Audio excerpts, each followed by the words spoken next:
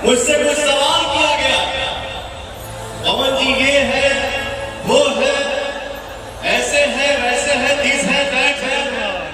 मैंने बोला सुनिए, हिंदुस्तान के किसी भी कोने में हम लोग खड़ा होते हैं तो आप लोगों के आशीर्वाद के दम पे खड़ा होते हैं।